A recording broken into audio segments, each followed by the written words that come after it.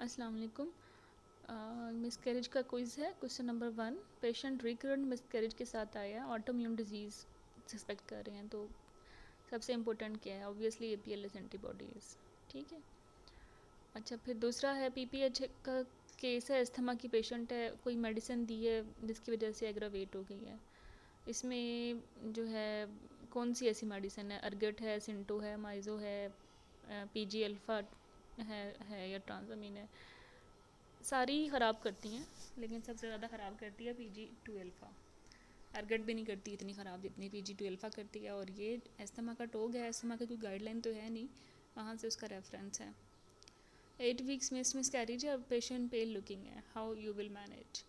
अब एक पेशेंट जो क्लिनिकली पेल लुकिंग है, मिसकैरेज है, उसमें सबसे आइडियल यही होती है कि उसका मज़ीद ब्लड लॉस ना करें और सर्जिकल अब करें उसकी टर्मिनेशन, क्योंकि एक्सपेक्टेंट और मेडिकल मैनेजमेंट में ब्लड लॉस को हम कंट्रोल नहीं कर सकते हैं। ठीक है। और सर्जिकल मैनेजमेंट भी बहुत सारी होती हैं, उन सब में बेस्ट जो है ना वो MBA है, तो चूज़ MBA। एक MCQ होता है ना कि एक पेशेंट है, कंजेनिटल एड्रेनल हाइपरप्लेजिया का सिनेरियो होता है जिसमें हाइपर एम्बिगुअस जेनिटेलिया के साथ आया हुआ होता है। उसमें आपको CAH भी मिलता है और 21 हाइड्रोक्सिलेज डेफिशिएंसी भी मिलती है, दोनों ही ठीक है ना, बट यू चूज़ 21 क्योंकि वो ज़्यादा स्पेसिफिक है। 95% स्पेसिफिक है वो एम्बिगुअस जेनिटेलिया के लिए, क्योंकि सारे CH जो हैं वो एम्बिगुअस जेनिटेलिया नहीं कराते हैं, क्योंकि उसमें 3-4 एंजाइम की डेफिशिएंसीज है। तो जब आपको MVA मिल गया, सर्जिकल मैनेजमेंट मिल गई, तो जो स्पेसिफिक है इन सर्जिकल मैनेजमेंट तो वो MVA है। That's why I am choosing MVA, otherwise surgical management भी ठीक है। ठीक है, तो स्पेसिफिक बहुत ही स्पेसिफिक होके करेंगे MVA है ये। History of recurrent miscarriage with positive APLS bodies, pre conceptional advice. अब प्रेगनेंसी से पहले ही आई है तो उसमें तो फोलिक एसिड है। मिस्ड मिसकैरेज के साथ आती ना तो फिर आपने लोप्रिन देना था। ये बहुत ही डिस्प्यूटेड क्वेश्चन है, बहुत ही डिस्प्यूटेड क्वेश्चन है। क्या अभी तो मिस हुए हैं, UPT पॉजिटिव नहीं है, क्यों लोप्रिन दें? But believe me, as per evidence based management it's Loprin if cycle miss है। और जब UPT पॉजिटिव है तब तो आंखें बंद करके लोप्रिन है और लो मालिकुलर बेटैपरिन है। और ऑक्सफोर्ड ने बहुत ही बुरा लिखा हुआ है, उसको ना देखना। पेशेंट हैव रिकरेंट मिसकैरेज के साथ, what is her chance of having live birth without any treatment? अच्छा, रिकरेंट मिसकैरेजेस में लाइव बर्थ 70% होता है। ठीक है, 30% जो है वो लाइव बर्थ होता है। नहीं, what is her chances of having live birth without having any treatment? ठीक है, 70% है। और तीन दफ़ा मतलब 3 मिसकैरेजेस कंजेक्टिव हैं तो जो फेलियर रेट है वो 30% तक है। और अगर इससे बढ़ते रहेंगे, जिसके किसी के 4 हैं तो 40% हो जाएगा, और इवन इट कैन भी 50% अगर वो 5-6 हैं। तो थोड़ा सा इसमें एक्सप्लेनेशन की ज़रूरत है, और ये बड़ा अच्छा लिखा हुआ है गाइडलाइन में। तो 70% कर लें इधर। 23-year-old पेशेंट 6 वीक्स पे आ गई है जनरल स्पॉटिंग के साथ, एग्जामिनेशन पे सॉफ्ट नॉन टेंडर है, सर्विक्स भी बंद है, CRL 7 mm का है, पिटल हार्ट रेट प्रेजेंट है, ओवरीज एडिनेक्सा सब कुछ ठीक है। तो क्या करना है? अब देखें, अल्ट्रासाउंड पे CRL मिल गया तो एक टॉपिक भी जान छूट गई, हेटरोट्रॉपिक भी जान छूट गई ना। अब ओस जो है वो इसकी क्लोज है, तो इट्स मीन कि ये थ्रेटन्ड है, इनएविटेबल नहीं है, और फिटल हार्ट रेट प्रेजेंट है। इनएविटेबल में ओस ओपन होती है, fetal heart rate present absent दोनों हो सकते हैं। इनके डिफरेंसेस आपने अच्छे से देखने हैं। पेशेंट है रिकरेंट मिसकैरेज के साथ, इन्वेस्टिगेशन डन ऑल एक्सेप्ट। अब मैं आपको पहले ही लेक्चर में बता चुकी हूँ कि HbA1c है, डायबिटीज़ कंट्रोल हो जाती है तो रिकरेंट मिसकैरेज नहीं कराती।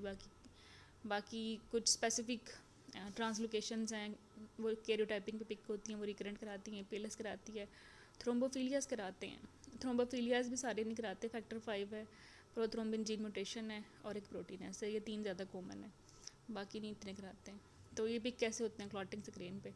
तो पहले ये देखिए, जो नहीं बचा वो HbA1c है ना। कॉमन काज जो है रिकरेंट मिसकैरेज की, रेसिप्रोकल ट्रांसलोकेशन है, ट्रायोसोमी है, APLS है या रोबोट्सिनियन है। यहाँ तो जो है APLS ही आएगा ना। अच्छा, the women has had 3 recurrent miscarriages and has investigated and found to have APLS. She developed a DVT in her first pregnancy and ended in a full-term normal vaginal delivery. She is now 8 weeks pregnant. एक patient को जिसने पिछली दफ़ा DVT हो जाए ना, next time तो by default उसको आपने देनी, ठीक है। और वैसे भी इसको APLS है, तो थ्रू आउट प्रेगनेंसी देनी है, पर पीरियड में भी देनी है। सिर्फ APLS होता है ना रिकरेंट मिसकैरेजेस की वजह से, सिर्फ APLS, तो उसमें हम सिर्फ प्रेगनेंसी में देते हैं, परप्यूरियम में नहीं देते। ये भी कंट्रोवर्शियल क्वेश्चन है, बट APLS के लेक्चर में it will be more clear. ठीक है, तो यहाँ हमने कहाँ से देना है, लो मॉलिक्यूलर हेपरिन 28 वीक से, और low molecular heparin with higher dose or full anticoagulant doses antenatally and up to 6 weeks. तो और लास्ट वन है कि हायर डोजेज 28 वीक्स। नहीं, जिसको पहली दफ़ा DVT हो चुका है ना, आप उसको आप ऑप्शन C चूज़ करें, हायर डोजेज में देंगे।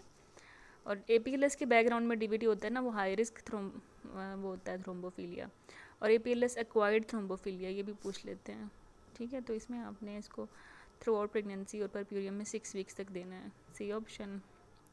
फोर्थ रिकरेंट मिसकैरेज है 12 वीक्स पे, इनकम्प्लीट मिसकैरेज के साथ आ गई है, व्हाट शुड बी नेक्स्ट।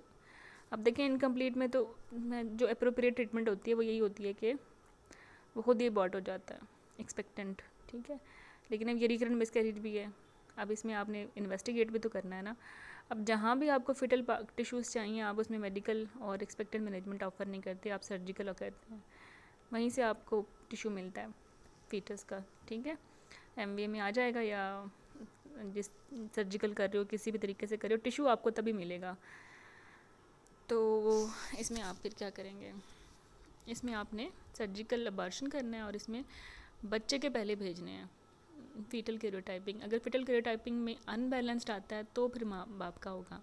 अगर ये मिसकैरेज के बाद आएगी तब तो हमें फीटल पार्ट्स नहीं मिल सकते ना, तो फिर पेरेंट्स का पहले होता है। अच्छा, patient with complaint of hair loss, pain, small joints, history of cold intolerance, history of 3 miscarriages, what will be positive.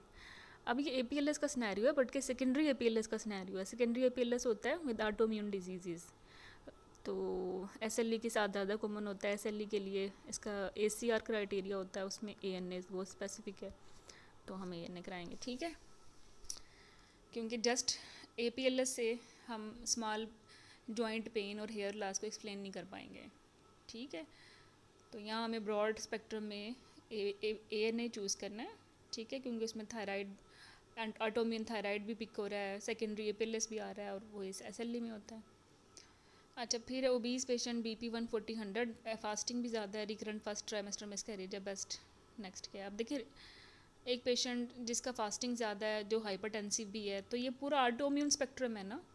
ठीक है, और रिकरेंट मिसकैरेजेस भी हैं, तो बेसिकली इट इज़ APLS, और APLS की मल्टी आर्गन मैनिफेस्टेशन है ना। तो इसके लिए आपने क्या करना है, आपने APLS को डायग्नोज करना है। ठीक है,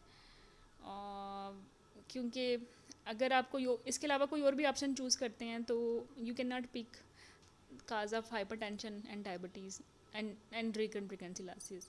ओनली APLS पॉजिटिव है तो यू कैन ईजिली प्रूव कि ये APLS ही है, और इट इज़ द रीज़न कि BP ज़्यादा है, इट इज़ द रीज़न कि डायबिटीज़ ज़्यादा है, सॉरी शुगर ज़्यादा है। तो लूपस एंटीकोएगुलेंट चेक करेंगे, और ये डाइल्यूट रसल विनोम पे ही होता है, मतलब एक स्पेसिफिक टेस्ट है इसका। ये इस पे भी बहुत सारे MCQs आते हैं कि लूपस एंटीकोएगुलेंट कैसे देखना है। ठीक है, तो इंस्टेड ऑफ OGDT, जिससे ना BP को एक्सप्लेन कर सकते ना रिकरेंट मिसकैरेजेस को, तो choose dilute Russell venom test पर लैक। Common cause of sporadic miscarriage में ट्रायोसोमीज़ हैं, और ट्रायोसोमीज़ में भी 16 है। ठीक है, नहीं हाँ, common cause of recurrent miscarriages में अननोन काजेज हैं, एडियोपैथिक हैं, बट सप्रोडिक काजेज जो है ना वो क्रोमोसोमल ही हैं 70%। ठीक है, और उनमें 16 आएगा, तो ये ट्राइजो में 16 है।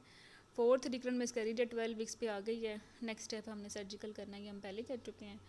अच्छा, इसके बाद पेशेंट मिस्ड अबॉर्शन आ गई है 12 वीक्स पे, लेकिन स्कैन पे 7 वीक्स है। तो आपका अप्रोप्रिएट मेथड ऑफ टर्मिनेशन क्या होगा, तो हमने हमेशा जो है ना फंडल हाइट को या यूट्रस के साइज़ को देखना है, ना कि पेशेंट की ओरिजिनल LMP को। एक पेशेंट जिसको 7 वीक्स में मिसकैरेज हो जाए और वो आए ना अगले पूरा महीना, स्पॉटिंग होती रहे, तो बाय डिफ़ॉल्ट उसकी जेस्टेशनल एज तो ज़्यादा होती रहेगी, अंदर मटेरियल तो 7 वीक वाला ही बचा हुआ है ना। तो आपने जो है 7 वीक पे क्या करना है, मेडिकल मैनेजमेंट करते हैं, क्योंकि आप सर्जिकल करोगे तो कोई छोटी मोटी सैक होगी वो मिस हो जाती है, मैं पहले बता चुकी हूँ। अच्छा, हैवी ब्लीडिंग 8 वीक्स पे miscarriage, how will you manage. अब हैवी ब्लीडिंग में तो आपके पास कोई और ऑप्शन नहीं है, ये भी आपने सर्जिकल करना है, क्योंकि सर्जिकल की इंडिकेशन में है ही कि पेशेंट एनीमिक हो, HB9 से कम हो, पेल हो, या फिर HB नहीं भी देते, कार्डियक हो, डायबिटिक हो, कोमॉर्बिडिटीज़ हो, या आपको मटेरियल चाहिए हो कैरियोटाइपिंग के लिए, या सिंगल बेस्ट स्टैंडर्ड पूछना चाह रहे हो, या हाईएस्ट सक्सेस रेट के साथ पूछना चाह रहे हो, या हैवी ब्लीडिंग के साथ आए, चूज़ सर्जिकल। ठीक है। तो आगे चलते हैं। कंप्लीट मोल में क्या अवॉइड करते हैं? ऑब्वियसली मेडिकल टर्मिनेशन, क्योंकि कंप्लीट मोल की ट्रीटमेंट ही सर्जिकल है, मतलब सेक्शन इवैक्यूएशन है, राइट। अच्छा, समटाइम्स सर्जिकल इवैक्यूएशन भी नहीं देते, MVO लिख देते हैं, हालांकि है तो स्टूपिड, इतना जो है ब्लड होता है उसका शक्कर में जाए तो बेहतर है, तो MV अच्छी ऑप्शन नहीं है। लेकिन अगर मेडिकल टर्मिनेशन के अगेंस्ट MV है तो फिर चूज़ अगेन MV है। ठीक है। तो इसके अलावा क्या करते हैं, हाँ, पार्शल मोल हो ना 14 वीक्स तक उसके फिटल पार्ट्स पल्पेबल होते हैं। ठीक है। बट इम्पोर्टेंट चीज़ ये कि जहाँ भी फिटल पार्ट्स पल्पेबल हों तो पार्शल मोल में आपने मेडिकल टर्मिनेशन ही करनी है। ठीक है। और आफ्टर 19 वीक्स भी आपने मेडिकल टर्मिनेशन ही करनी होती है, रिस्पेक्टिव ऑफ द फैक्ट कि मोलर है या नॉर्मल है या IUD है।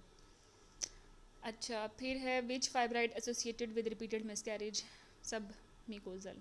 ये पोलिप और सब म्यूकोजल फाइब्राइड जो होते हैं ये कराते हैं रिकरेंट मिसकैरेजेस। ठीक है। इंट्राम्यूरल और सब सिरो इंट्राम्यूरल पैरासिटिक ये नहीं कराते ज़्यादा, तो सब म्यूकोजल निकालना होता है। वैसे भी IVF से पहले सब म्यूकोजल और पोलिप जितने मर्जी छोटे हों हम निकालते ज़रूर हैं, क्योंकि ये इतनी महंगी प्रेगनेंसी के बाद फिर मिसकैरेज हो जाए।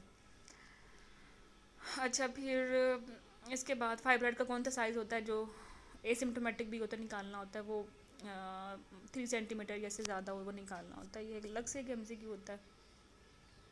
अच्छा, इसके बाद अगर एडा 2 पैरा 1 27 वीक्स पे IUD है, प्रीवियस सेक्शन है, और मैनेजमेंट क्या करनी है? प्रीवियस सेक्शन में भी बेस्ट जो है ना माइज़ोप्रोस्टोल ही है, आल्दो की रिस्क रप्चर का ज़्यादा है, तो इसलिए जहाँ वो कहें कि सेफेस्ट ऑप्शन क्या है तो इसलिए हम प्रोस्टाग्लैंडिन E2 चूज़ करते हैं, प्रोस्टिन।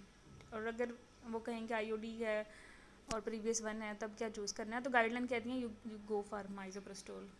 24 आवर को कम ड्यूरेशन में मैक्सिमम सक्सेस रेट माइज़ोप्रोस्टोल के ही होते हैं कि डिलीवरी हो जाती है। और उसके बाद है प्रोस्टाग्लैंडिन E2, और E2 को एज ये कि थोड़ी सी सेफ़ है E1 से, तो जहाँ वो सेफ्टी का पूछेंगे तो E1 से चूज़ करें। और सेफ्टी से मुराद ये नहीं है फोलीज चूज़ करें, how it can be safe, failure rate भी ज़्यादा है और दूसरा इन्फेक्शन रेट भी ज़्यादा है।